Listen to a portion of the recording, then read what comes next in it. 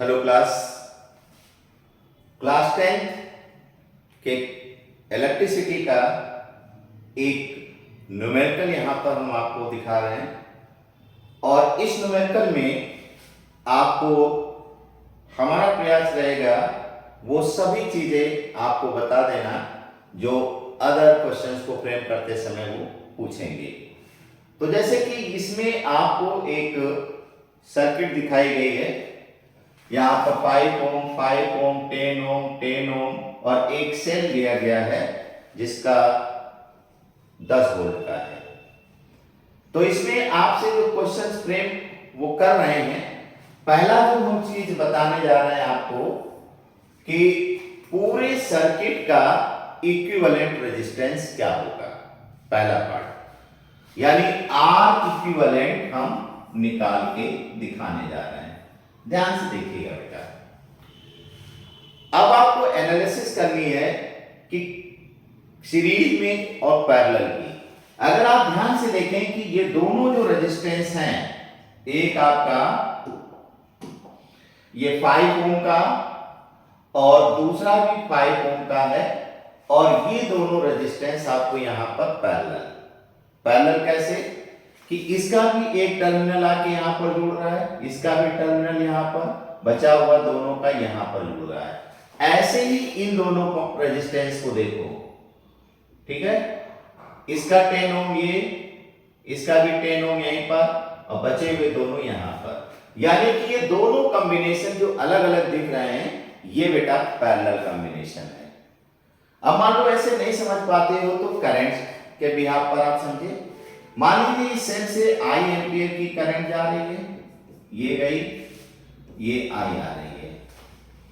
अब यहां से करंट क्या होगा, वो डिस्ट्रीब्यूट हो जाएगी। करंट क्या होगी, डिस्ट्रीब्यूट होगी।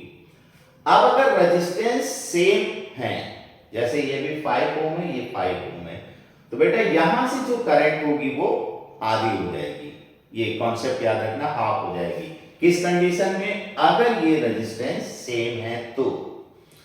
अगर ये रेजिस्टेंस की वैल्यू सेम नहीं है तो पैरेलल कॉम्बिनेशन में हम लोगों ने क्या पढ़ा था, करंट डिफरेंट होगी। तो मान लीजिए इस वाले में करंट आपकी I1 आ रही है और इस वाले में I2 हम मान के चल रहे हैं, ठीक है, कॉन्सेप्ट बता रहे हैं। और इसी तरह से ये करंट आई, फिर दोनों मिलकर के यहां पर फिर ये आई हो जाएंगे, यहां से अगेन फिर क्या हुआ, करंट का डिस्ट्रीब्यूशन हो गया। तो इस वाले में मान लो यहां से जो करंट आई, इसमें I3 चली गई, इसमें क्या हुआ, I4। इन सब की वैल्यू को हम लोग को फाइंड करना है। और भी इसमें क्वेश्चन क्या पूछा जा सकता है, जैसे पहला हमने कहा कि इक्विवेलेंट रेजिस्टेंस निकालने को पूछ सकता है।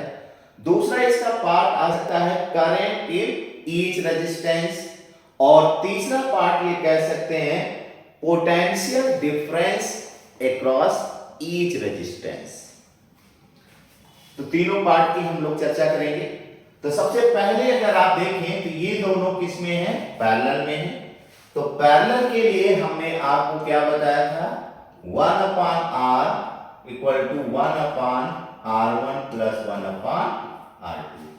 अगर आप इस रेजिस्टेंस को सपोज करें R1 है और ये रेजिस्टेंस आपकी R2 है, तो ये दोनों किस में है, पैरेलल में है। तो देखते हैं क्या निकलता है, 1/r 1/5 plus 1/5 1/r that is 2/5। तो r इक्वल टू क्या निकला, 5/2, यानी r इक्वल टू 2.5 ओम। हमने इतने का सॉल्यूशन दिया। अब इन द सेम वे 10 ओम और 10 ओम ये भी आपके पैरेलल में है, तो इसको आप मान लीजिए that is R3 and again R4।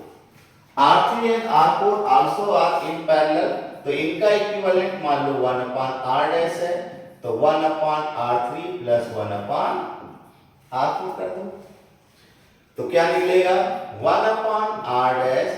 R3 की वैल्यू कितनी बच्चों, 10, 1/10, R4 भी हमारा 10 है, तो 1/r dash 1/10 plus 1/10 1/r dash that is 2/10 तो R डैश आपका 10/2 कैंसिल करेंगे ये 5, यानी इस वाले का इक्विवेलेंट रेजिस्टेंस आपका आया 2.5 और इसका रेजिस्टेंस क्या आया 5 ओम।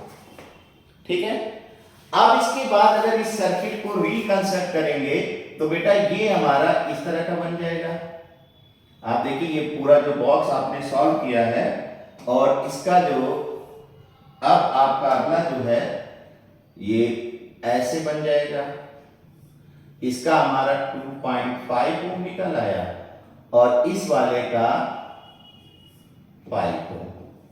अब अगर आप देखें ये दोनों अब किस में नजर आ रहे हैं सीरीज में, तो पूरे सर्किट का R इक्विवेलेंट R डैश और R यानी R प्लस R डैश, ये हमारा R था, इसको क्या निकाला था R डैश, तो R इक्विवेलेंट आपका किसके बराबर हो जाएगा 2.5 प्लस 5 यानी R इक्विवेलेंट 7.5 ओम आ जाएगा। ओके बच्चों, तो इक्विवेलेंट रेजिस्टेंस निकालना सीख गए।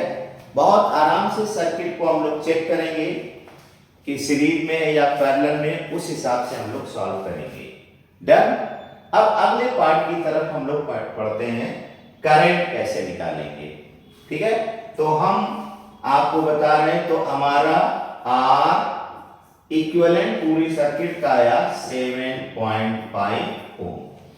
नाउ करंट कैसे निकालेंगे, तो देखिए बेटा सेकेंड पार्ट में आपसे अगर हम बात करें तो सर्किट में कितनी करंट पास हो रही है उसके लिए देखिए क्या हम करने जा रहे हैं। करंट के लिए क्या करोगे बच्चों, अगेन ओम्स लॉ लगाओगे, I is equal to V upon R equivalent। तो I इक्वल टू V की वैल्यू यहां पर क्या है 10 और ये हमारा क्या निकला है 7.5, दिख रहा है। डेसिमल को हटाइए, यहां से 0 ऊपर बढ़ा दीजिए, तो I is equal to 100 upon 75। Cancel आप करिए, 25 4 जा 100 एंड 3 जा 75, यानी टोटल करंट जो आ रही है I इक्वल टू 4/3 एम्पियर। क्या निकल रही है 4/3 एम्पियर।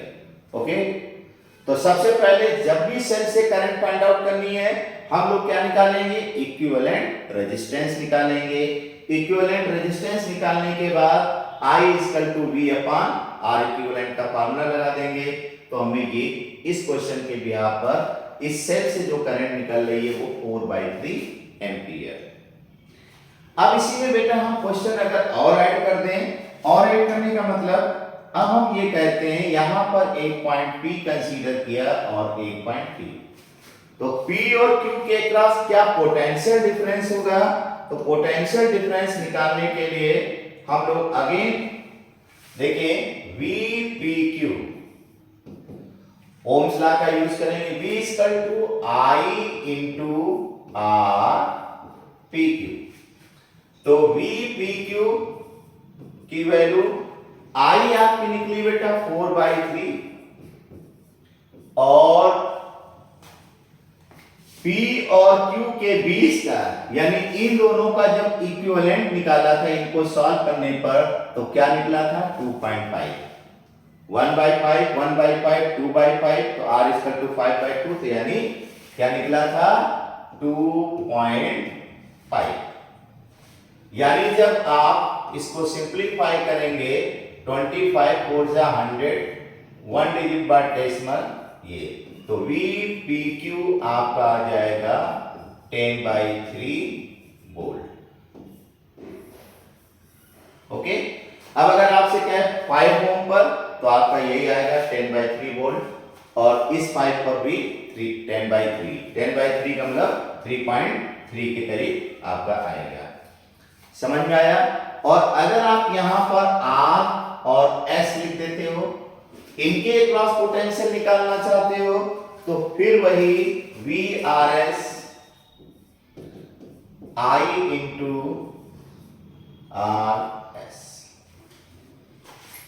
RS के क्रॉस इक्विवेलेंट रेजिस्टेंस। तो क्या होगा, I की वैल्यू अगेन वही हम यूज करेंगे 4/3 और इन दोनों का इक्विवेलेंट रेजिस्टेंस क्या निकला था बेटा 1/10 1/10 2/10 यानी 5। तो ये हमारा R और S के क्रॉस जो पोटेंशियल हो जाएगा दैट इज 20/3 वोल्ट। ओके, तो कहने का मतलब इस तरह के क्वेश्चंस आपको बहुत मिलेंगे, बहुत प्रैक्टिस कराएंगे हम। अब बस आपको कॉन्सेप्ट वही याद रखना है कि सीरीज और पैरेलल कॉम्बिनेशन कैसे सॉल्व किए जाते हैं। ओके, मिलते हैं नेक्स्ट क्वेश्चन पर।